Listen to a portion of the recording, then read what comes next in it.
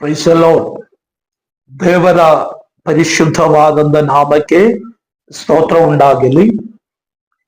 ಎಲ್ಲ ದೇವರ ಜನರಿಗೂ ಯೇಸು ಕ್ರಿಸ್ತುವಿನ ನಾಮದಲ್ಲಿ ನನ್ನ ಪ್ರೀತಿಯ ವಂದನೆಗಳನ್ನು ತಿಳಿಸುತ್ತೇನೆ.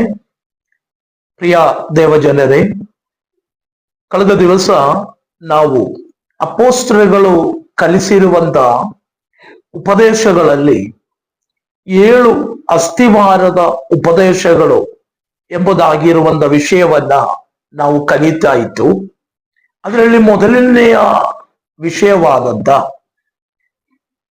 ಮಾನಸಾಂತರ, ಇಲ್ಲದಿದ್ದರೆ ಮನಂತಿರುಗುವಿಕೆ ಎಂಬುದಾಗಿರುವ ಪದವನ್ನ ನಾವು ಕಲಿತಿದ್ದೇವೆ.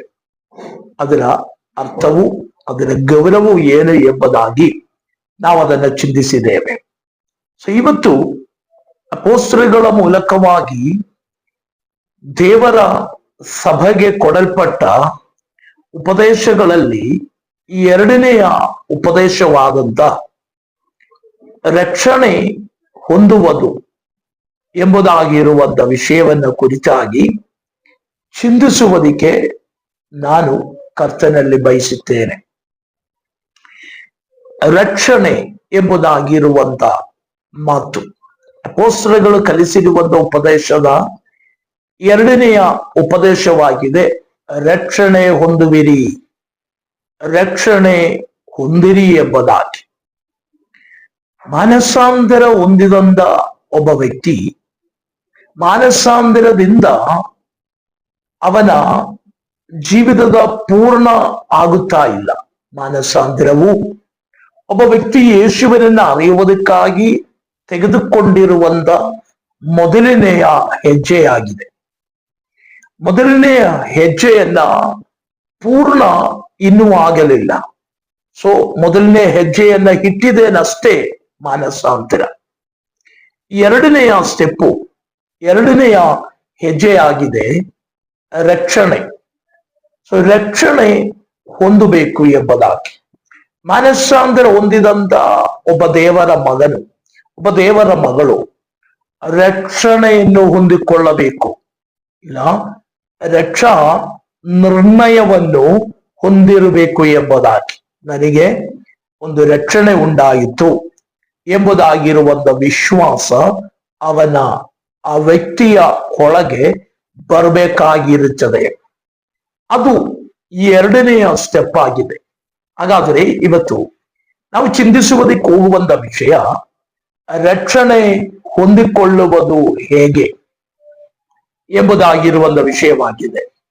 ಕಳೆದ ವಿಡಿಯೋದಲ್ಲಿ ನೀವು ನನಗೆ ತೋರಿಸಿರುವಂತ ನಿಮ್ಮ ಸಪೋರ್ಟ್ಗಾಗಿಯೂ ನಿಮ್ಮ ಪ್ರೀತಿಗಾಗಿಯೂ ನಾನು ನಿಮಗೆ ಕೃತಜ್ಞತೆಯನ್ನು ಸಲ್ಲಿಸುತ್ತೇನೆ. ಮುಂದೆ ಕೂಡ ನಮ್ಮ ಚಾನೆಲ್ ಸಬ್ಸ್ಕ್ರೈಬ್ ಮಾಡಿ, ಅದರ ಬೆಲ್ ಐಕನ್ ಸ್ವಲ್ಪ ಅನೇಬಲ್ ಮಾಡಿ.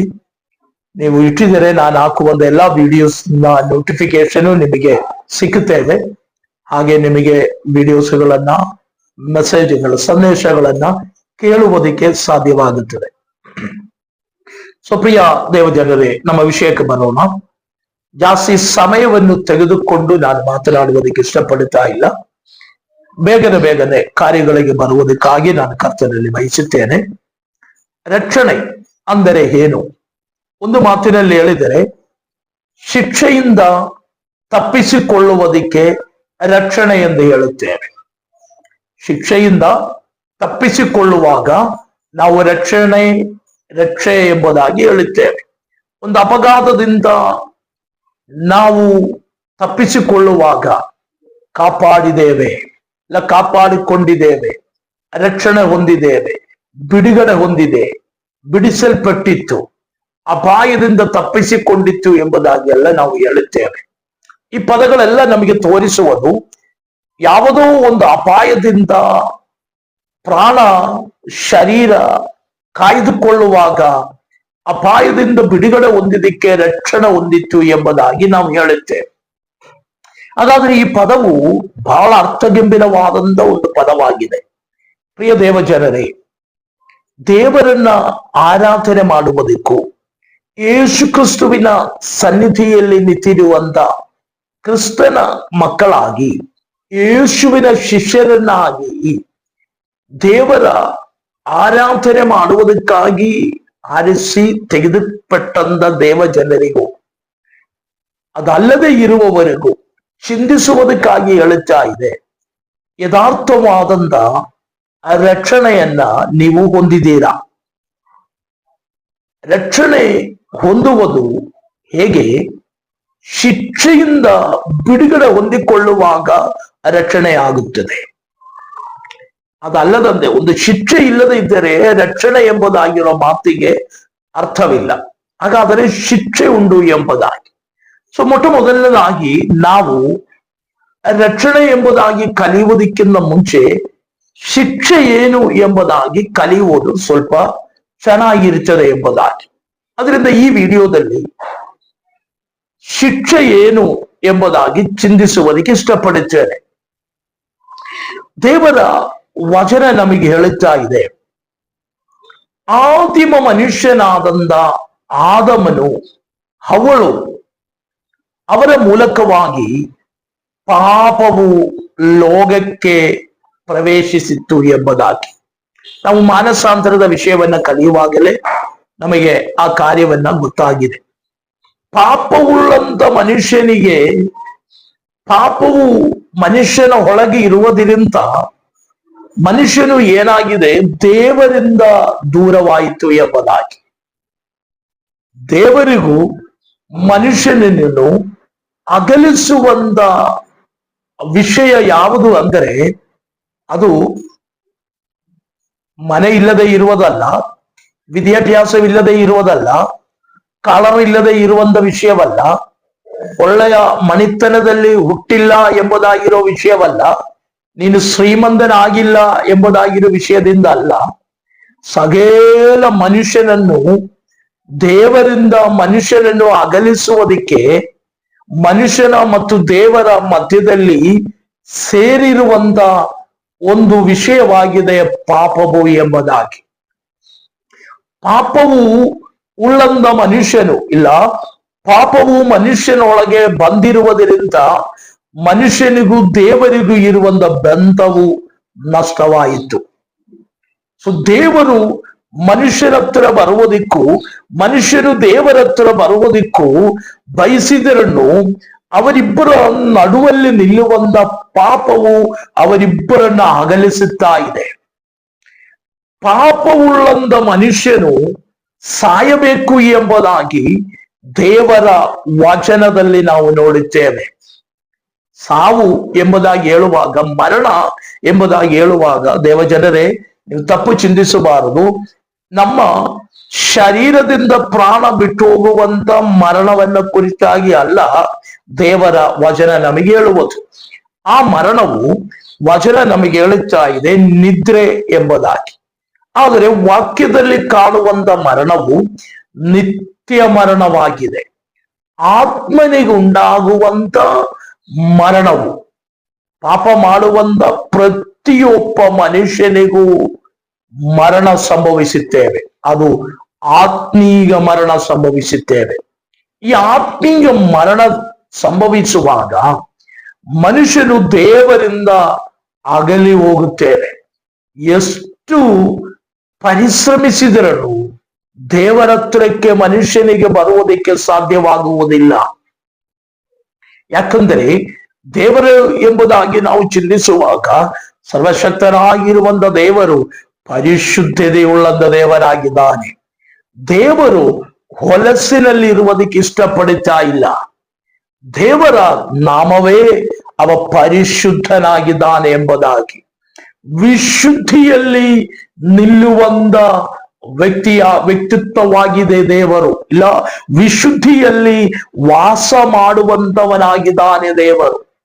ವಿಶುದ್ಧಿಯಲ್ಲಿರುವಂತ ದೇವರು ಅಶುದ್ಧಿಯನ್ನು ತುಂಬಿರುವಂತ ಮನುಷ್ಯರೊಳಗೆ ವಾಸ ಮಾಡುವುದಕ್ಕೆ ಸಾಧ್ಯವಿಲ್ಲ. ಅಶುದ್ಧಿಯಲ್ಲಿ ತುಂಬಲ್ಪಟ್ಟು ಪಾಪದಿಂದ ತುಂಬಲ್ಪಟ್ಟ ಮನುಷ್ಯನು ದೇವರ ಹತ್ರ ಬರುವುದಕ್ಕಾಗದಂತೆ ಇರುವುದರಿಂದ ಆ ಪಾಪ ಮಾಡಿರುವಂತ ಮನುಷ್ಯನನ್ನ ದೇವರು ನ್ಯಾಯ ತೀರಿಸುವುದಕ್ಕೂ ನ್ಯಾಯ ವಿಚಾರಣೆಗೆ ಒಳಪಡಿಸಿ ಅವನನ್ನ ನಿತ್ಯ ದಂಡನೆಗೆ ಕಳಿಸುವುದು ದೇವರ ನ್ಯಾಯ ಅಧಿಕಾರದಲ್ಲಿರುವಂತ ವಿಷಯವಾಗಿದೆ. ಆದ್ರೆ ದೇವರು ಇಷ್ಟಪಡುತ್ತಾ ಇಲ್ಲ ಮನುಷ್ಯರನ್ನ ಶಿಕ್ಷಿಸಬೇಕು ಎಂಬುದಾಗಿ. ದೇವರು ಯಾವ ಮನುಷ್ಯನನ್ನು ಶಿಕ್ಷಿಸಿ ಅವನನ್ನ ನರಕಕ್ಕೆ ತಳ್ಳಿಬಿಡಬೇಕೆಂದ್ರೆ ದೇವರು ಇಷ್ಟಪಡುತ್ತಾ ಇಲ್ಲ. ಆದ್ರೆ ಎಲ್ಲಾ ಮನುಷ್ಯರು ನಿತ್ಯ ಜೀವವನ್ನು ಹೊಂದಿಕೊಳ್ಳಬೇಕು, ಸ್ವರ್ಗ ಮೋಕ್ಷವನ್ನು ಪಡೆಯಬೇಕೆಂದೇ ದೇವರು ಬಯಸುತ್ತಾನೆ. ಅದರಿಂದಲೇ ದೇವರು ನಮ್ಮನ್ನು ಎಲ್ಲರನ್ನ ಪ್ರೀತಿಸ್ತಾ ಇರುವುದು. ಯೋಹಾನ ಬರೆದ ಸುವಾರ್ತೆ 3ನೇ ಅಧ್ಯಾಯ 16ನೇ ವಾಕ್ಯದಲ್ಲಿ ದೇವರು ಈ ಲೋಕದ ಮೇಲೆ ಎಷ್ಟೋ ಪ್ರೀತಿಯನ್ನಿಟ್ಟು ತನ್ನ ಒಬ್ಬನೇ ಮಗನನ್ನು ಕೊಟ್ಟನು. ಯಾಕಂದರೆ ಆತನನ್ನು ನಂಬುವಂತ ಒಬ್ಬನಾದರೂ ನಾಶವಾಗಬಾರದು, ಎಲ್ಲರೂ ನಿತ್ಯ ಜೀವವನ್ನ ಹೊಂದಿಕೊಳ್ಳಬೇಕೆಂದೇಳಿ ಆತನನ್ನು ಲೋಕಕ್ಕೆ ಕಳಿಸಿದನು. ಹಾಗಾದರೆ ಯೇಸು ಕ್ರಿಸ್ತವು ಲೋಕಕ್ಕೆ ಬಂದಿರುವುದು ಮನುಷ್ಯನ ಶಿಕ್ಷೆಯನ್ನ ವಹಿಸಿಕೊಳ್ಳುವುದಕ್ಕೆ. ಪಾಪ ಮಾಡಿ ದೇವರಿಂದ ಅಗಲಿರುವಂತ ನಮ್ಮನ್ನು, ನಮ್ಮ ಪಾಪಗಳನ್ನ ಯೇಸು ತನ್ನ ಭುಜದ ಮೇಲೆ ಹೊತ್ತುಕೊಂಡು ನಮ್ಮನ್ನು ಪಾಪದಿಂದ ಬಿಡಿಸಿ ಅಗಲಿ ಹೋದಂತ, ದೇವರುವಾಗಿ ಅಗಲಿ ಹೋದಂತ ನಮ್ಮನ್ನು ದೇವರ ಜೊತೆ ಇಜ್ಜೋಡಿಸುವುದಕ್ಕೆ ಯೇಸು ಸತ್ತನು. ಅದರಿಂದ ಒಬ್ಬ ವ್ಯಕ್ತಿ ಈ ಮರಣಕರವಾದಂತ ಶಿಕ್ಷೆ, ಪಾಪದಲ್ಲಿ ಜೀವಿಸುವಂತ ಪ್ರತಿಯೊಬ್ಬನಿಗೂ ಮಾನಸಾಂತ ರಕ್ಷಣೆಯ ಅವಶ್ಯಕತೆಯಾಗಿದೆ. ರಕ್ಷಾ ನಿರ್ಣಯವನ್ನ ನೀವು ಹೊಂದಿಕೊಳ್ಳಬೇಕು. ಹಾಗಾದರೆ ಪಾಪ ಮಾಡುವಂತ, ತಪ್ಪು ಮಾಡುವಂತ ಪ್ರತಿ ಒಬ್ಬ ವ್ಯಕ್ತಿಗೂ ಶಿಕ್ಷೆಯನ್ನು ದೇವರು ಇಟ್ಟಿದ್ದಾನೆ. ದೈವಿಕ ಕೋಪವು ಮನುಷ್ಯರ ಮೇಲೆ ಬರುತ್ತದೆ.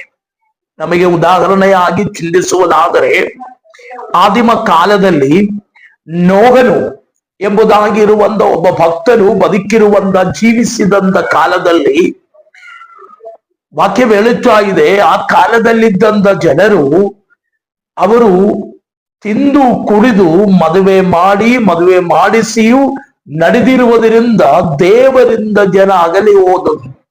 ದೇವರು ಆ ಜನರನ್ನ ಪ್ರಳಯದಿಂದ ನಾಶಪಡಿಸಿದರು. ಪ್ರಳಯದಿಂದ ದೇವರು ತನ್ನ ನ್ಯಾಯ ತೀರ್ಪನ್ನು ಮಾಡಿದರು. ಆ ನ್ಯಾಯ ತೀರ್ಪಿನಿಂದ ತಪ್ಪಿಸಲ್ಪಟ್ಟಂತ, ಬಿಡುಗಡೆ ಹೊಂದಿದಂತ ಒಂದು ಕುಟುಂಬವಾಗಿದೆ ಭಕ್ತನಾದಂತ ನೋಹನ ಕುಟುಂಬ.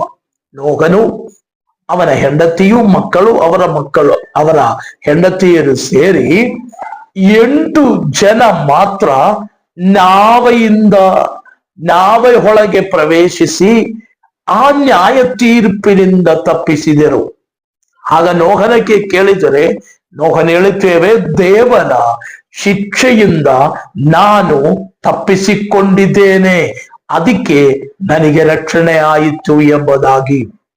ಎರಡನೇ ಉದಾಹರಣವು ಅಬ್ರಹಾಮನ ತಮ್ಮನಾದಂತ ಲೋಟನು ವಾಸಿಸುವಂತ ಸ್ಥಳವಾದ ಸೋಧ ಮತ್ತು ಗೋಮೆರ ಪಟ್ಟಣದಲ್ಲಿ ದೇವರು ಆಕಾಶದಿಂದ ಬೆಂಕಿಯು ಗಂಧಕಗಳನ್ನ ಸುರಿಸಿ ಆ ಪಟ್ಟಣವನ್ನು ಸುಡುವಾಗ ನೋಹನು ಅವನ 2 ಮಕ್ಕಳು ತಪ್ಪಿಸಿಕೊಂಡಿದೆ, ಆ ಮರಣದಿಂದ ತಪ್ಪಿಸಿಕೊಂಡಿದೆ. ಹಾಗಾದರೆ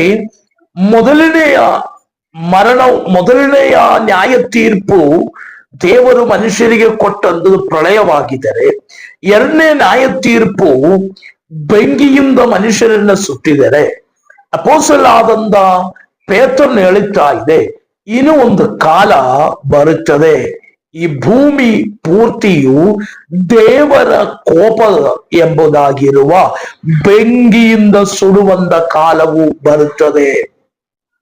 ಆ ಬೆಂಕಿಯಿಂದ ಸುಡುವಂತ ಕಾಲದಿಂದ ತಪ್ಪಿಸಿಕೊಳ್ಳುವುದಕ್ಕೆ ರಕ್ಷಣೆಯನ್ನ ಹೊಂದಿಕೊಳ್ಳಬೇಕು ಎಂಬುದಾಗಿ. ಹೀಗೆ ನಿಮಗೆ ಅರ್ಥವಾಯಿತು ಎಂಬುದಾಗಿ ನಾನು ನಂಬುತ್ತೇನೆ. ಶಿಕ್ಷೆ ಏನು ಎಂಬುದಾಗಿ.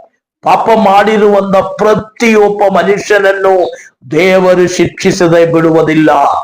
ನೀನು ಪಾಪ ಮಾಡುವುದಾದರೆ, ಕ್ರೈಸ್ತನಾಗಿದ್ದು ಪಾಪ ಮಾಡಿದರನ್ನು ದೇವರು ಶಿಕ್ಷಿಸದೆ ಬಿಡುವುದಿಲ್ಲ. ಅದರಿಂದ ಶಿಕ್ಷೆಯಿಂದ ನೀವು ತಪ್ಪಿಸಬೇಕೆಂದರೆ ಪಾಪವಿಲ್ಲದಂತೆ ಜೀವಿಸಬೇಕು. ಪಾಪವಿಲ್ಲದಂತೆ ನಮ್ಮ ದೇಶದಲ್ಲಿ, ನಮ್ಮ ರಾಜ್ಯದಲ್ಲಿ ಜೀವಿಸುವುದಕ್ಕೆ ಎಲ್ಲ ಸ್ವಾತಂತ್ರ್ಯವೂ ನಮಗುಂಟು. ಪಾಪ ಮಾಡಿದರೆ ದೇವರ ಕೋಪಕ್ಕೂ ಗುರಿಯಾಗುತ್ತೇವೆ. ಪಾಪ ಮಾಡಿದರೆ, ಅಧರ್ಮದ ಜೀವಿತವನ್ನು ನಡೆಸಿದರೆ ಇಂಡಿಯಾದ ಕಾನೂನು ಪ್ರಕಾರವಾಗಿಯೂ ದಂಡನೆಯನ್ನು ಅನುಭವಿಸಬೇಕಾಗುತ್ತದೆ. ಆದರೆ ಪಾಪವಿಲ್ಲದಂತೆ ಜೀವಿಸುವುದಾದರೆ ಇಂಡಿಯಾದಲ್ಲಿ ಸುಖವಾಗಿಯೂ ಸಂತೋಷವಾಗಿಯೂ ಯೇಸು ಕ್ರಿಸ್ತುವಿನ ರಾಜ್ಯದಲ್ಲಿ ಮೋಕ್ಷದಲ್ಲಿಯೂ ಸಂತೋಷವಾಗಿ ಜೀವಿಸುವುದಕ್ಕೆ ಸಾಧ್ಯ. ಹಾಗಾದರೆ ಪಾಪವು ಉಳ್ಳಂತ ಪ್ರತಿಯೊಬ್ಬ ಮನುಷ್ಯನನ್ನ ದೇವರು ಶಿಕ್ಷಿಸುತ್ತೇವೆ.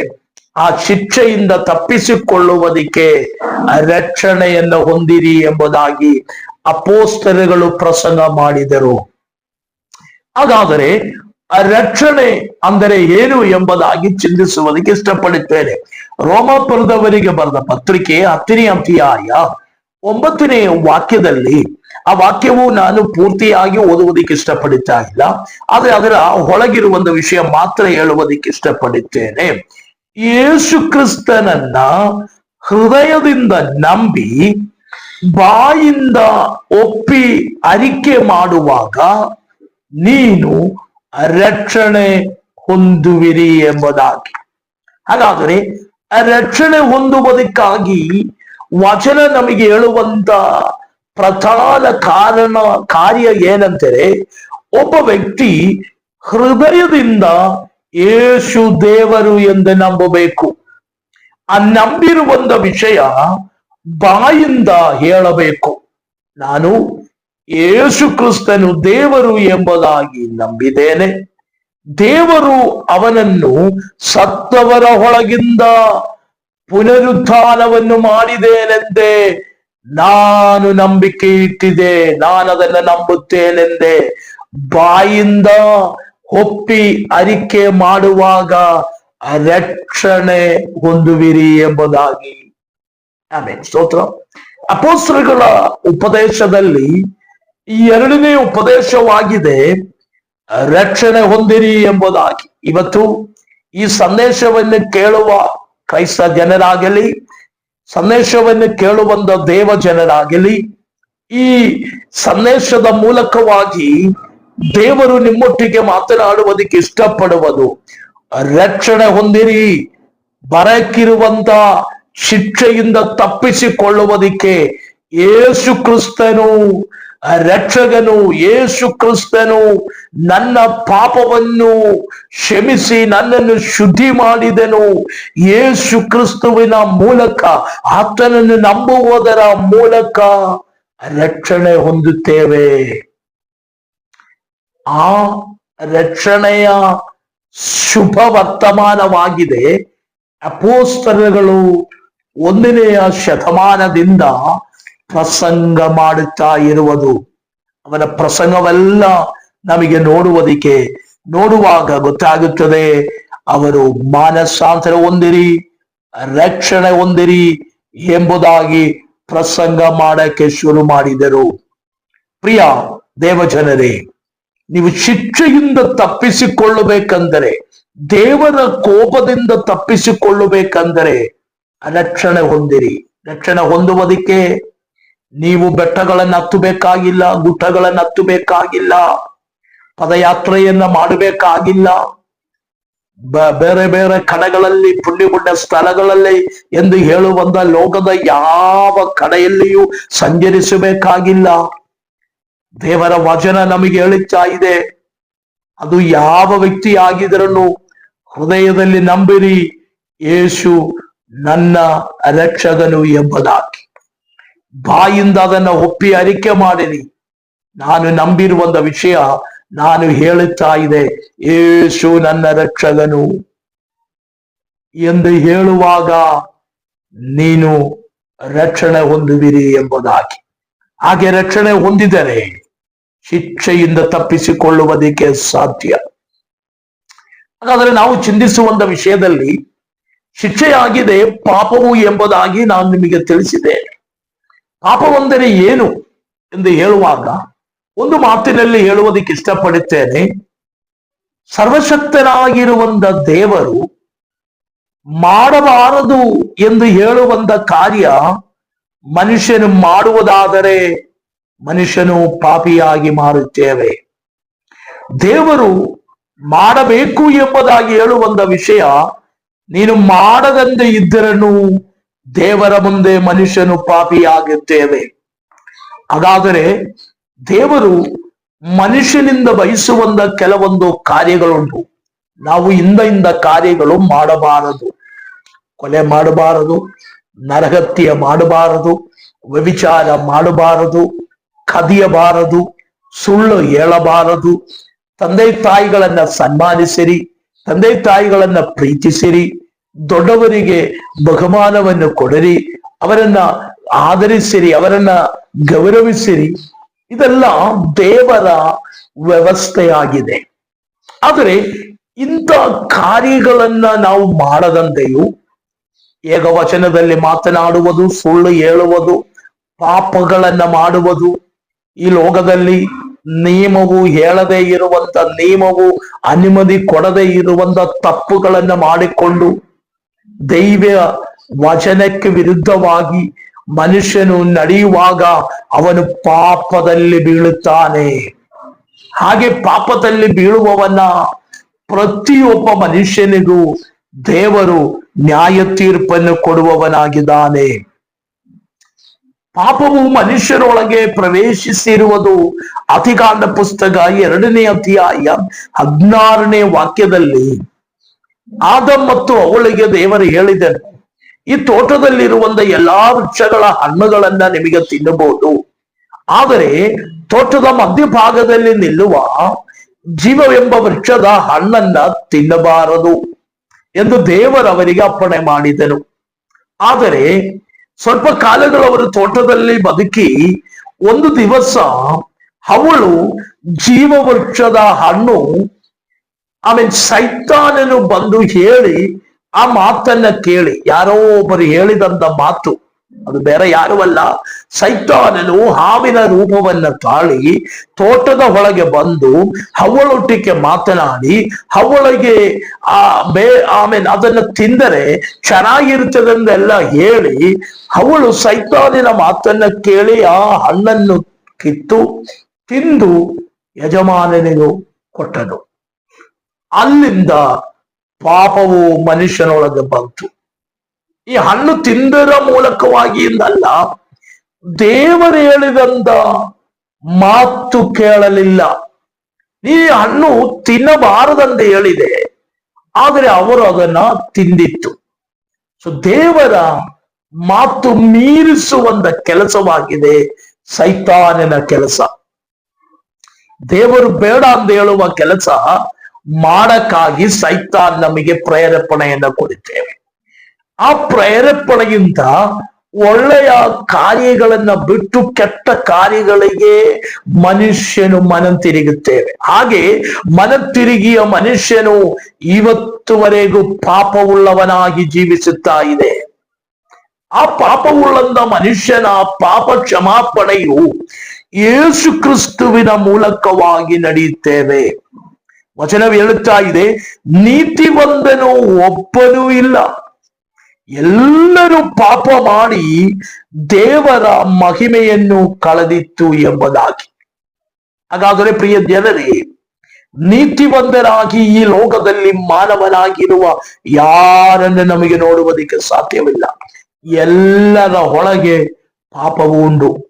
ಈ ಪಾಪದಿಂದ ಬಿಡುಗಡೆಗಾಗಿ ಯೇಸು ಕ್ರಿಸ್ತನನ್ನ ರಕ್ಷಕನಾಗಿ ಕರ್ತನನ್ನಾಗಿ ಸ್ವೀಕರಿಸಿಕೊಳ್ಳುವವನ ಪೂರ್ವ ಪಾಪಗಳು ದೇವರು ಕ್ಷಮಿಸುತ್ತಾನೆ. ಹಾಗಾದರೆ ಇವತ್ತು ಈ ಸಂದೇಶವನ್ನು ಕೇಳುವಂತ ದೇವಜನರೇ, ನಮ್ಮ ಜೀವಿತದಲ್ಲಿ ನಾವು ನಡೆಸಿರುವಂತ ಎಲ್ಲಾ ಪಾಪಗಳಿಗೂ ಕ್ಷಮಾಪಣೆ ಯೇಸು ಕ್ರಿಸ್ತುವಿನ ಮೂಲಕ ದೊರಕುತ್ತೇವೆ. ಕ್ರಿಸ್ತನು ಒಬ್ಬನು ಮಾತ್ರವಾಗಿದೆ ನಮ್ಮ ಪಾಪಗಳನ್ನ ಕ್ಷಮಿಸುವುದಕ್ಕೂ ತೊಳೆಯುವುದಕ್ಕೂ ಶಕ್ತನಾದವನು. ಬೇರೆ ಯಾವ ನೀರುಗಳಿಗಾಗಲಿ, ಬೇರೆ ಯಾವ ಬೆಟ್ಟಗಳಿಗಾಗಲಿ, ಯಾವ ಗುಡ್ಡಗಳಿಗಾಗಲಿ, ಯಾವ ಪುಣ್ಯ ಕ್ಷೇತ್ರಗಳಿಗಾಗಲಿ, ಯಾವ ಮನುಷ್ಯನಿಂದಾಗಲಿ ಮನುಷ್ಯನ ಪಾಪವನ್ನು ಕ್ಷಮಿಸುವುದಕ್ಕೂ ತೊಳೆಯುವುದಕ್ಕೂ ಸಾಧ್ಯವಿಲ್ಲ. ಮನುಷ್ಯನ ಪಾಪವನ್ನು ತೊಳೆಯುವುದಕ್ಕೆ, ಮನುಷ್ಯನ ಪಾಪವನ್ನು ಕ್ಷಮಿಸಿಕೊಡುವುದಕ್ಕೆ ಅಧಿಕಾರವು ಕರ್ತನಾದ ಯೇಸು ಕ್ರಿಸ್ತನೊಬ್ಬನಿಗೆ ಮಾತ್ರವಾಗಿದೆ. ಯಾಕಂದರೆ ಯೇಸು ಕ್ರಿಸ್ತನಲ್ಲಿ ಪಾಪವಿಲ್ಲ. ಅವ ಪಾಪವುಳ್ಳಂತ ಮನುಷ್ಯನಲ್ಲ. ಪಾಪಿಗಳಾಗೋಸ್ಕರವಾಗಿ, ಪಾಪದಲ್ಲಿ ಜೀವಿಸುವಂತ ಮನುಷ್ಯನಿಗೆ, ಮಾನವನಿಗೋಸ್ಕರವಾಗಿ ಪಾಪವಿಲ್ಲದೆ ಇರುವಂತ ದೇವರ ಪುತ್ರನನ್ನ ಈ ಲೋಕಕ್ಕೆ ಕಳಿಸಿದನು. ಆ ಕ್ರಿಸ್ತನನ್ನು ನಂಬುವವನ ಜೀವಿತದಲ್ಲಿ ಇದ್ದಂತ ಎಲ್ಲಾ ಪಾಪಗಳನ್ನ ಯೇಸು ಕ್ಷಮಿಸುತ್ತಾನೆ. ಆ ಕ್ಷಮಾಪಣೆ ಹೊಂದಿಕೊಳ್ಳುವಂತ, ಆ ಕ್ಷಮಾ ನಮ್ಮ ಜೀವಿತದಲ್ಲಿ ಸಿಕ್ಕಿಕೊಳ್ಳುವಂತ ಆ ನಿಮಿಷಕ್ಕೆ ನಾವು ಹೇಳುತ್ತೇವೆ ಆ ವ್ಯಕ್ತಿ ರಕ್ಷಣೆ ಹೊಂದಿದೆ ಎಂಬುದಾಗಿ. ಹಾಗಾದರೆ ಪಾಪ ಪರಿಹಾರವು ಯೇಸು ಕ್ರಿಸ್ತುವಿನಿಂದ ಮಾತ್ರವಾಗಿದ್ದೇವೆ. ಹಾಗಾದ್ರೆ ನಾನು ಹೀಗೆ ಹೇಳುವುದಕ್ಕೆ ಇಷ್ಟಪಡುತ್ತೇನೆ, ಪಾಪದ ಫಲವು ಏನು? ಏನಾಗಿದೆ? ಒಬ್ಬ ಮನುಷ್ಯನು ಪಾಪ ಮಾಡುವಾಗ ಅವನಿಗೆ ಸಿಕ್ಕುವಂತ ಫಲಗಳೇನು? ಪಾಪಕ್ಕೂ ಫಲವುಂಟು, ಒಳ್ಳೆಯದಕ್ಕೂ ಫಲವುಂಟು. ಒಳ್ಳೆಯ ಕೆಲಸಗಳಿಗೆ ಒಳ್ಳೆಯ ಫಲವು, ಕೆಟ್ಟ ಕೆಲಸಗಳಿಗೆ ಕೆಟ್ಟದಾದಂತ ಫಲವು ನಮಗೆ ನೋಡುವುದಕ್ಕೆ ಸಾಧ್ಯವಾಗುತ್ತದೆ. ಹಾಗಾದರೆ ಪಾಪವು ಒಬ್ಬ ಮನುಷ್ಯನು ಮಾಡುವಾಗ ಆ ಪಾಪದ ಆ ಫಲವಿಂದ, ಆ ಪಾಪದಿಂದ ಅವನಿಗೆ ಸಿಕ್ಕುವಂಥದ್ದು ಇಲ್ಲ, ಅವನಿಗೆ ನಷ್ಟವಾಗುವುದು ಏನಂದರೆ ದೇವರ ರಾಜ್ಯ ನಷ್ಟವಾಗುತ್ತೇವೆ. ದೇವರ ರಾಜ್ಯ ನೀತಿಯು ಸಮಾಧಾನವು ಉಳ್ಳಂತ ದೇವರ ರಾಜ್ಯ ನಷ್ಟವಾಗುತ್ತದೆ. ಅನೇಕ ಕುಟುಂಬಗಳಲ್ಲಿ ಸಮಾಧಾನವು, ಸಂತೋಷವು ಇಲ್ಲದೆ ಇರುವುದಕ್ಕೆ ಕಾರಣವು ಆ ಕುಟುಂಬಗಳಲ್ಲಿ ಇಲ್ಲ, ಮನುಷ್ಯನ ಒಳಗೆ ಪಾಪವು ಎಂಬುದಾಗಿರುವಂತ ಆ ಕತ್ತಲೆಯಿಂದ ತುಂಬಲ್ಪಟ್ಟಿರುವುದರಿಂದ ಅವನಿಗೆ ಬೆಳಕಿಗೆ ನಡೆಯುವುದಕ್ಕೆ ಸಾಧ್ಯವಾಗುತ್ತಾ ಇಲ್ಲ. ಪಾಪವುಳ್ಳಂತ ಹೃದಯದಲ್ಲಿ ಸಂತೋಷ ಉಂಟಾಗುವುದಿಲ್ಲ, ಸಮಾಧಾನ ಉಂಟಾಗುವುದಿಲ್ಲ, ಸ್ವರ್ಗ ರಾಜ್ಯ ಅವನಿಗೆ ನಷ್ಟವಾಗುತ್ತೇವೆ. ಅದರಿಂದ ಪಾಪದ ಫಲವಾಗಿದೆ ಸಮಾಧಾನ ನಷ್ಟವಾಗುವುದು, ಸ್ವಸ್ಥತೆ ನಷ್ಟವಾಗುವುದು, ಸ್ವರ್ಗ ರಾಜ್ಯ ನಷ್ಟವಾಗುವುದು ಎಂಬುದಾಗಿ. ಪ್ರಿಯ ದೇವಜನರೇ, ಪಾಪವು ನಿಮ್ಮ ಒಳಗಡೆ ಇದ್ದು ನಿಮಗೆ ದೇವರ ರಾಜ್ಯದಲ್ಲಿ ಬರುವುದಕ್ಕೆ ಸಾಧ್ಯವಿಲ್ಲ. ಪಾಪವುಳ್ಳಂತ ಮನುಷ್ಯನು ಪಾಪವಿಲ್ಲದೆ ಇರುವ ದೇವರ ಹತ್ತಿರಕ್ಕೆ ಬರುವುದಕ್ಕೆ ಸಾಧ್ಯವೇ ಇಲ್ಲ. ಪಾಪವಿಲ್ಲದೆ ಇರುವಂತ ಮನುಷ್ಯನಿಗೆ ಮಾತ್ರವೇ ದೇವರ ಹತ್ರ ಬರುವುದಕ್ಕೆ ಸಾಧ್ಯ. ಅದರಿಂದ ನಮ್ಮ ರಕ್ತದಲ್ಲಿ, ನಮ್ಮ ಜೀವನದಲ್ಲಿ ಇದ್ದಂತ ಪಾಪಗಳು ಕ್ಷಮಿಸಲ್ಪಡಬೇಕಂದ್ರೆ ಇವತ್ತು ಈ ಸಂದೇಶವನ್ನು ಕೇಳುವ ಯೇಸು ಕ್ರಿಸ್ತುವಿನ ಸನ್ನಿಧಿಗೆ, ಕೇಳುವಂತ ದೇವಜನರೇ, ನೀವು ಯೇಸು ಕ್ರಿಸ್ತುವಿನ ಸನ್ನಿಧಿಗೆ ನಿಮ್ಮನ್ನು ಸಮರ್ಪಿಸಿಕೊಡುವುದಾದರೆ ನಿಮ್ಮ ಪಾಪಗಳ ಕ್ಷಮಾಪಣೆ ಉಂಟಾಗುತ್ತೇವೆ. ಒಂದು, ನಿಮಗೆ ಸ್ವರ್ಗ ರಾಜ್ಯ ನಷ್ಟವಾಗುತ್ತೇವೆ. ಪಾಪವುಳ್ಳಂದವನೊಬ್ಬನು ಮೋಕ್ಷದಲ್ಲಿ ಹೋಗುವುದಕ್ಕೆ ಸಾಧ್ಯವಿಲ್ಲ. ಮನುಷ್ಯನು ಮೋಕ್ಷಕ್ಕೆ ಹೋಗುವುದಕ್ಕಾಗಿ ಇಷ್ಟಪಟ್ಟುಕೊಂಡು ಓಡುತ್ತಾ ಇದೆ. ಮೋಕ್ಷವನ್ನ ಪಡೆಯುವುದಕ್ಕಾಗಿ, ಸ್ವರ್ಗದಲ್ಲಿ ಸೇರುವುದಕ್ಕಾಗಿ ಮನುಷ್ಯನು ಓಡುತ್ತಾ ಇದೆ. ಅದಕ್ಕೆ ಹಣ ಖರ್ಚು ಮಾಡುತ್ತಾ ಇದೆ. ಕೋಳಿಯನ್ನ, ಕುರಿಯನ್ನ ಮತ್ತು ಮನಗಳನ್ನ, ಜೀವಿತವನ್ನೇ ಅದಕ್ಕೆ ಹೋಮಿಸುತ್ತಾ ಇದೆ. ಆದ್ರೂ ಮನುಷ್ಯನ ಒಳಗೆ ಪಾಪ ಇರುವವರೆಗೂ ಅವನಿಗೆ ದೇವರ ರಾಜ್ಯ ಇಲ್ಲವೇ ಮೋಕ್ಷದಲ್ಲಿ ಪ್ರವೇಶಿಸುವುದಕ್ಕೆ ಸಾಧ್ಯವಿಲ್ಲ. ಸೊ ಯಾವಾಗ ನಾನು ಒಬ್ಬ ಪಾಪಿ ಎಂಬುದಾಗಿ ದೇವರ ಮುಂದೆ ಒಪ್ಪಿ ಹರಿಕೆ ಮಾಡಿ ನನ್ನ ಪಾಪವನ್ನು ಕ್ಷಮಿಸುವುದಕ್ಕೆ ಯೇಸು ಕ್ರಿಸ್ತನೊಬ್ಬನಿಂದ ಮಾತ್ರವೇ ಸಾಧ್ಯ ಎಂಬುದಾಗಿ ಹೃದಯದಿಂದ ನಂಬಿ ಬಾಯಿಂದ ಅದನ್ನ ಹೇಳುವಾಗ ನಿಮ್ಮ ಪಾಪಗಳ ಕ್ಷಮಾಪಣೆ ಉಂಟಾಗುತ್ತೇವೆ. ಪಾಪ ಕ್ಷಮಾಪಣೆ ಆಗುವುದಕ್ಕೆ ಮೊದಲನೆಯ ಸ್ಟೆಪ್ಪು, ಸ್ತೋತ್ರ, ಒಂದು ಮಾನಸಾಂತರವು. ಎರಡನೇ ಸ್ಟೆಪ್ಪು ಆಮೇಲೆ ರಕ್ಷಣೆಯನ್ನ ಹೊಂದಿಕೊಳ್ಳಿರಿ ಎಂಬುದಾಗಿ. ಸೊ ಪಾಪದಿಂದ ಸಂಭವಿಸುವ ಫಲಗಳು ಏನು ಎಂಬುದಾಗಿ ನಾನು ಹೇಳಿ ಈ ವಿಡಿಯೋವನ್ನು ನಾನು ನಿಲ್ಲಿಸುವುದಕ್ಕಾಗಿ ಇಷ್ಟಪಡುತ್ತೇನೆ. ಪಾಪದ ಫಲವು ಒಂದು, ದೇವರಿಂದ ಮನುಷ್ಯನು ದೂರ ಹೋಗುತ್ತೇವೆ. ಯೆಶಾಯನ ಗ್ರಂಥ 59ನೇ ಅಧ್ಯಾಯ 1-2 ವಾಕ್ಯಗಳನ್ನು ನಾವು ಓದುವಾಗ ಗೊತ್ತಾಗುತ್ತದೆ. ಪಾಪದಿಂದ ಮನುಷ್ಯನ್ ದೇವರಿಂದಾಗಲಿ ಹೋಗುತ್ತೇವೆ. ಪ್ರಿಯ ಜನರೇ, ಇವತ್ತು ಮಾನವನಿಗೆ ಎಲ್ಲ ಕಾರ್ಯಗಳು ಉಂಟು ಜೀವಿಸುವುದಕ್ಕೆ, ಆದರೆ ಅವನೊಳಗೆ ದೇವರು ಎಂಬುದಾಗಿರುವುದು ಇಲ್ಲ. ದೇವರು ಮನುಷ್ಯನಿಂದ ದೂರವಾಗಿದೆ, ದೇವರು ಮನುಷ್ಯನಿಂದ ಅಗಲವಾಗಿದೆ. ಯಾಕಂದರೆ ಮನುಷ್ಯನೊಳಗಡೆ ಸಮೃದ್ಧಿಯು ಸುಖವಾದಂತ ಜೀವಿತಗಳು ಆಮೇಲೆ ಉಂಟಾಗುತ್ತಾ ಇರುವುದರಿಂದ, ಅದರ ಮೂಲಕ ಸಂಭವಿಸುವಂತ ಪಾಪಗಳಿಂದ ಮನುಷ್ಯನು ದೇವರಿಂದ ಪ್ರತಿನಿತ್ಯವೂ ಅಗಲುತ್ತಾ ಇದೆ. ಹಾಗೆ ಅಗಲಿ ಮನುಷ್ಯನಿಗೆ ಕೊನೆಗಾಗಿ ದೇವರಿಟ್ಟಿರುವಂತ ನ್ಯಾಯ ತೀರ್ಪಿಗೆ ಮನುಷ್ಯನು ಬರುತ್ತದೆ. ಹಾಗಾದರೆ ಪಾಪ ಮಾಡಿದರೆ ಮನುಷ್ಯನು ದೇವರಿಂದ ದೂರವಾಗುತ್ತೇವೆ. ದೇವರಿಂದ ನೀನು ದೂರವಾಗಿ ಏನೆಲ್ಲ ಅರಿಕೆಗಳು ಮಾಡಿದರನು, ಏನೆಲ್ಲ ವ್ರತ ಮಾಡಿದರನು, ಏನೆಲ್ಲ ಆಮೇಲೆ ಸ್ತೋತ್ರ ಪುಣ್ಯ ಕ್ಷೇತ್ರಗಳನ್ನ ನೀನು ವಿಸಿಟಿಂಗ್ ಮಾಡಿದರನು, ದೇವರು ನಿಮ್ಮ ಹತ್ರ ಬರುವುದಕ್ಕೆ ಸಾಧ್ಯವಿಲ್ಲ. ಮನುಷ್ಯನೊಳಗಡೆ ಪಾಪ ಇರುವವರೆಗೂ ದೇವರು ದೂರವಾಗಿ ನಿಲ್ಲುತ್ತಾನೆ.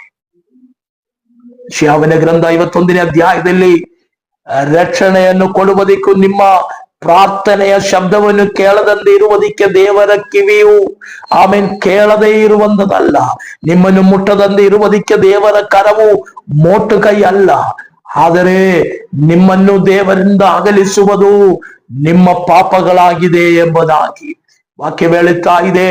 ಪಾಪವನ್ನು ಬಿಟ್ಟು ದೇವರ ಕಡೆಗೆ ತಿರುಗಿ ಮಾನಸಾಂತರವನ್ನು ಹೊಂದಿ ರಕ್ಷಣೆಯನ್ನ ಹೊಂದಿರಿ. ಹಾಗಾದರೆ ನಿನ್ನ ಪ್ರಾರ್ಥನೆಯ ಶಬ್ದವನ್ನು ದೇವರು ಕೇಳುತ್ತಾನೆ, ಆ ಪ್ರಾರ್ಥನೆಗೆ ದೇವರು ಉತ್ತರವನ್ನು ಕೊಡುತ್ತಾನೆ ಎಂಬುದಾಗಿ. ಎರಡನೇ ವಿಷಯ, ಪಾಪವುಳ್ಳಂತ ಮನುಷ್ಯನಿಗೆ ಸಮಾಧಾನ ನಷ್ಟವಾಗುತ್ತದೆ. ದಿವ್ಯ ಸಮಾಧಾನ, ನಿತ್ಯ ಸಮಾಧಾನ. ಯೇಸು ಹೇಳುತ್ತಾ ಇದೆ, ನಾನು ನನ್ನ ಸಮಾಧಾನವನ್ನು ನಿಮಗೆ ಕೊಡುತ್ತೇನೆ, ನನ್ನ ಸಮಾಧಾನ ಲೋಕ ಕೊಡುವಂತ ಸಮಾಧಾನವಲ್ಲ. ಪ್ರಿಯರೇ, ಲೋಕದ ಸಮಾಧಾನವು ದೈವಿಕ ಸಮಾಧಾನವು ಎರಡಾಗಿದೆ. ಲೋಕದ ಸಮಾಧಾನ ಸ್ವಲ್ಪ ಸಮಯಕ್ಕೆ ಮಾತ್ರ. ಕೆಲವರು ಸಮಾಧಾನವಿಲ್ಲದಂತೆ ಇರುವುದರಿಂದ ಸಾರಾಯವನ್ನು ಕುಡಿದು ಸಮಾಧಾನವನ್ನ ಕಂಡುಹಿಡಿಯುವುದಕ್ಕೆ ನೋಡುತ್ತಾ ಇದೆ. ಕೆಲವರು ಸಮಾಧಾನವನ್ನ ಪಡೆಯುವುದಕ್ಕಾಗಿ ಸ್ವಲ್ಪ ಸಮಯ ಸಿನಿಮಾ ಟಾಕೀಸ್ಗಳಲ್ಲಿ ಹೋಗಿ ಕೂತ್ಕೊಳ್ಳುತ್ತೇವೆ. ಕೆಲವರು ಸಮಾಧಾನವನ್ನು ಹುಡುಕುವುದಕ್ಕಾಗಿ ಟೂರ್ಗಳನ್ನ ಅರೇಂಜ್ ಮಾಡುತ್ತೇವೆ. ಕೆಲವರು ಸಮಾಧಾನವನ್ನು ಹುಡುಕುವುದಕ್ಕಾಗಿ ಏಕಾಂತತೆಯಲ್ಲಿ ಒಬ್ಬಂಟಿಗನಾಗಿ ಕೂತ್ಕೊಳ್ಳುತ್ತೇವೆ. ಆದರೆ ಅದೆಲ್ಲ ಸ್ವಲ್ಪ ಸಮಯಕ್ಕೆ ಮಾತ್ರವಾಗಿರುತ್ತೇವೆ. ಆಮೇಲೆ ಅದು ಮುಗಿಯುವಾಗ, ಆ ಸಾರಾಯದ ಅಮಲು ಬಿಟ್ಟು ಹೋಗುವಾಗ ಮನುಷ್ಯನ ಮತ್ತು ಪೂರ್ವ ಸ್ವಭಾವಕ್ಕೆ ಬರುತ್ತೇವೆ. ಒಂದು ಸಿನಿಮಾ, ಒಂದು ಪಿಕ್ಚರ್ ಟಾಕೀಸ್ಗಳಲ್ಲಿ ಕೂತ್ಕೊಂಡಿದ್ದಾರೆ, 3:30 ಅವರು ಮುಗಿದಾದ್ಮೇಲೆ ಮತ್ತು ಮನುಷ್ಯನು ಪೂರ್ವ ಸ್ವಭಾವಕ್ಕೆ ಬರುತ್ತೆ. ಒಂದು ಟೂರಿಗಾಗಿ ಹೋಗಿದರೆ ತಿರುಗ ಬರುವಾಗ ಮನುಷ್ಯನು ತಿರುಗ ಪೂರ್ವ ಸ್ವಭಾವಕ್ಕೆ ಬರುತ್ತದೆ. ಅದರಿಂದ ಅವನಿಗೆ ಸಮಾಧಾನವಿಲ್ಲ. ಆದರೆ ನಿತ್ಯ ಸಮಾಧಾನವು ಬೇಕೆಂದರೆ ಯೇಸು ಕ್ರಿಸ್ತನನ್ನ ರಕ್ಷಕನಾಗಿ ಸ್ವೀಕರಿಸಿಕೊಳ್ಳಬೇಕು. ಕ್ರಿಸ್ತನು ಕೊಡುವಂತ ಸಮಾಧಾನ ನಿತ್ಯ ಸಮಾಧಾನವಾಗಿದೆ. ಅನ್ನ ಇಲ್ಲದಿದ್ರನ್ನು, ವಸ್ತ್ರವಿಲ್ಲದೆ ಇದ್ರನ್ನು, ಮನೆ ಇಲ್ಲದೆ ಇದ್ರನ್ನು, ಆಮೇಲೆ ಜೀವಿಸುವುದಕ್ಕೆ ಯಾವ ಮಾರ್ಗಗಳು ಇಲ್ಲದೆ ಇದ್ರನ್ನು ಅದರ ಮಧ್ಯದಲ್ಲಿ ಸಮಾಧಾನವಾಗಿ ನಿಲ್ಲುವುದಕ್ಕೆ ದೇವರು ಸಹಾಯ ಮಾಡುತ್ತಾರೆ. ಜ್ಞಾನೋಕ್ತಿಗಳೆಂಬ ಪುಸ್ತಕದಲ್ಲಿ ಇತರವಾಗಿ ಹೇಳುತ್ತಾ ಇದೆ, ಜಗಳ ಉಳ್ಳಂತ ಮನೆಯಲ್ಲಿ ಬೆಳೆಸುವಂತ ಔತಣಕ್ಕಿಂತಲೂ ಸಮಾಧಾನವುಳ್ಳಂತ ಮನೆಯಲ್ಲಿ ಸಿಕ್ಕುವಂತ ಒಣತುತ್ತಲೇ ಮೇಲು ಎಂಬುದಾಗಿ. ಸಮಾಧಾನ ಮನುಷ್ಯನಿಗೆ ಸಿಕ್ಕದಂತೆ ಇರುವುದಕ್ಕೆ ಕಾರಣ ಮನುಷ್ಯನೊಳಗಡೆ ಪಾಪವು ತುಂಬಲ್ಪಟ್ಟಿದ್ದೇವೆ. ಪಾಪ ತುಂಬಲ್ಪಟ್ಟಿರುವುದರಿಂದ ತಂದೆಗೆ ತಾಯಿಗೂ ಮಕ್ಕಳ ಮೇಲೆ ಪ್ರೀತಿ ನಷ್ಟವಾಗುತ್ತಾ ಇದೆ, ಮಕ್ಕಳಿಗೆ ತಂದೆ ತಾಯಿಗಳ ಮೇಲೆ ಪ್ರೀತಿ ನಷ್ಟವಾಗುತ್ತಾ ಇದೆ, ಬಂಧುಗಳಿಗೂ ಸ್ವಂತದವರಿಗೂ ಪ್ರೀತಿ ಇಲ್ಲ, ಪ್ರೀತಿ ಎಲ್ಲ ಮನುಷ್ಯರಿಂದ ಹಗಲುತ್ತಾ ಇದೆ. ಕಾರಣ ಮನುಷ್ಯನೊಳಗೆ ಪಾಪವು ತುಂಬಲ್ಪಟ್ಟಿರುವುದರಿಂದ. ಸೊ ಹಾಗಾದರೆ ಒಂದು, ಪಾಪವುಳ್ಳವನಿಗೆ ದೇವರ ರಾಜ್ಯದಲ್ಲಿ ಬರುವುದಕ್ಕೆ ಸಾಧ್ಯವಿಲ್ಲ. 2, ಪಾಪವು ಮನುಷ್ಯನ ಸಮಾಧಾನವನ್ನು ಕೆಡಿಸುತ್ತದೆ. 3, ಮನುಷ್ಯನಿಗೆ ಪಾಪವು ಬಂದರೆ ತಿಳುವಳಿಕೆ ನಷ್ಟವಾಗುತ್ತೇವೆ. ಪಾಪ ಸ್ವಪಾಪವು ಮನುಷ್ಯರೊಳಗಡೆ ತುಂಬಿದರೆ ತಿಳುವಳಿಕೆ ನಷ್ಟವಾಗುತ್ತೆ. ಪ್ರಿಯರೇ, ಇವತ್ತಿನ ಲೋಕದ ಕಡೆಗೆ ನಮ್ಮ ಕಣ್ಣೆತ್ತಿ ನೋಡಿರಿ. ನಮ್ಮ ಟಿವಿ ಚಾನೆಲ್ಗಳು, ನ್ಯೂಸ್ ಚಾನೆಲ್ಗಳೆಲ್ಲ ನೀವು ಓಪನ್ ಮಾಡಿದರೆ ನಮಗೆ ಕೇಳುವುದಕ್ಕೆ ಅಸಹ್ಯವಾದಂತ ವಾರ್ತೆಗಳನ್ನ ನಾವು ಕೇಳುತ್ತಾ ಇದ್ದೇವೆ. ಮಕ್ಕಳು ದೊಡ್ಡವರಾದ ಮೇಲೆ ತಂದೆ ತಾಯಿಗಳನ್ನ ವೃದ್ಧಸ್ಥಾನದಲ್ಲೇ ತಗೊಂಡೊಂದು ಹಾಕುತ್ತಾ ಇದೆ. ಮಕ್ಕಳು ತಂದೆ ತಾಯಿಗಳನ್ನ ಕೊಲ್ಲುವುದಕ್ಕೂ. ಕಳೆದ ದಿವಸದ ಒಂದು ಟಿವಿ ನ್ಯೂಸ್ಗಳು ನೀವು ಕೇಳಿರಬಹುದು. ಒಬ್ಬ ಮನುಷ್ಯನು ಅವನ ತಂದೆ, ಅವನ ತಾಯಿಯನ್ನ ಅವನು ಒಂದು ಕ್ಷಣ ಮಾತ್ರದಲ್ಲಿ ಕೊಂದಾಕಿದರು ಎಂಬುದಾಗಿ. ಇದಕ್ಕೆಲ್ಲ ಕಾರಣ ಮನುಷ್ಯನೊಳಗೆ ಪಾಪವು ತುಂಬಿರುವುದರಿಂದ ಮನುಷ್ಯನಿಗೆ ತಿಳುವಳಿಕೆ ನಷ್ಟವಾಯಿತು. ನನ್ನ ಹೆಂಡತಿ ಯಾರು, ನನ್ನ ತಂಗಿ ಯಾರು, ನನ್ನ ಅಕ್ಕ ಯಾರು, ನನ್ನ ಮಗಳು ಯಾರು, ನನ್ನ ಮೊಮ್ಮಗಳು ಯಾರು, ನನ್ನ ಅತ್ತೆ ಯಾರು, ನನ್ನ ಮಾವ ಯಾರು, ನನ್ನ ತಂದೆ ತಾಯಿಗಳು ಯಾರು ಎಂಬುದಾಗಿರುವ ತಿಳುವಳಿಕೆ ಮನುಷ್ಯನಿಗೆ ನಷ್ಟವಾಗಿದೆ. ಪಾಪವು ಮನುಷ್ಯನ ಒಳಗೆ ತುಂಬಿರುವುದರಿಂದ ಮನುಷ್ಯನು ಮೃಗಕ್ಕಿಂತಲೂ ಹೀನಕೃತ್ಯಗಳನ್ನ ಮಾಡುತ್ತಾ ಇದೆ ಎಂಬುದು. ಈವನ್ ಈ ಕಾಲದಲ್ಲಿರುವ ಮೃಗಗಳಿಗೂ ಕೂಡ ತಿಳುವಳಿಕೆ ಉಂಟು, ಆದರೆ ಮನುಷ್ಯನಿಗೆ ನಷ್ಟವಾಯಿತು. ಬೇರೆ ಎಲ್ಲ ನಮ್ಮ ಲೋಕದ, ನಮ್ಮ ದೇಶಗಳ ಚರಿತ್ರೆಗಳನ್ನ ನಾವು ತಿಳಿದುಕೊಳ್ಳುವುದಾದರೆ, ಇವತ್ತುವರೆಗೂ ಲೋಕದಲ್ಲಿ ನಡೆಯುವಂತ ಕಾರ್ಯಗಳನ್ನ ನಾವು ಕೇಳುವುದಾದರೆ ಎಷ್ಟು ಅಸಹ್ಯವಾದಂತ ಕಾರ್ಯಗಳು, ಎಷ್ಟು ಹೀನವಾದಂತ ಕಾರ್ಯಗಳು. ಇದಕ್ಕೆ ಕಾರಣ ಪಾಪವು ಮನುಷ್ಯನೊಳಗೆ ಬಂದ ಮೇಲೆ ಅವನ ತಿಳುವಳಿಕೆ ನಷ್ಟವಾಯಿತು. ಇವತ್ತು ಮನುಷ್ಯನಿಗೆ ಎಲ್ಲ ಉಂಟು, ಆಸ್ತಿ ಉಂಟು, ಐಶ್ವರ್ಯ ಉಂಟು, ಈವನ್ ಸ್ಪೇಸ್, ಚಂದ್ರನವರೆಗೂ ಮನುಷ್ಯನು ಹೋಗುವಂತ ಕಾಲವಾಗಿದೆ. ಆದ್ರೂ ಅವನಿಗೆ ತಿಳುವಳಿಕೆ ನಷ್ಟವಾಗಿದೆ. ತಿಳುವಳಿಕೆ ನಷ್ಟವಾಗುವುದಕ್ಕೆ ಕಾರಣ ಮನುಷ್ಯನೊಳಗೆ ಪಾಪವು ತುಂಬಲ್ಪಟ್ಟಿರುವುದರಿಂದ. 4ನೇದಾಗಿ ಹೇಳುತ್ತಾ ಇದೆ, ಶಾರೀರಿಕವೂ ಆತ್ಮೀಯವಾದಂತ ಮರಣವು ಸಂಭವಿಸುತ್ತೇವೆ.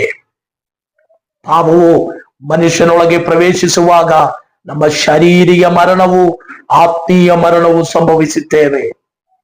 ಶಾರೀರಿಕ ಮರಣವು ನಮ್ಮನ್ನು ನಿದ್ರೆಗೆ ಹಾಕುವಾಗ, ಆ ನಿದ್ರೆಯಿಂದ ನಾವು ಎದ್ದೇಳುವಂತ ಒಂದು ಕಾಲ, ಅಂದರೆ ನಮ್ಮ ಶರೀರದಿಂದ ಆತ್ಮ ಬಿಟ್ಟು ಹೋಗುವುದು ಒಂದು ನಿದ್ರೆ ಎಂಬುದಾಗಿ ನಾನು ಸ್ವಲ್ಪ ಮುಂಚೆ ನಿಮಗೆ ತಿಳಿಸಿದೆ.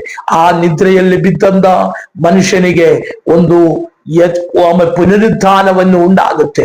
ಆ ಪುನರುತ್ಥಾನದಲ್ಲಿಯೂ ಅವನಿಗೆ ಸಮಾಧಾನ ಅನುಭವಿಸುವುದಕ್ಕಾಗಲ್ಲ. ನಾವು ಈ ತರವಾಗಿ ಚಿಂತಿಸ್ತೇವೆ, ಜನ್ಮ ಜನ್ಮಾಂತರಗಳಲ್ಲಿ ನಂಬುವಂತವರಿದ್ದಾರೆ, ಈ ಜನ್ಮ ಬಿಟ್ಟು ಇನ್ನೊಂದು ಜನ್ಮ ಉಂಟಾಗುತ್ತೇವೆಂಬುದ.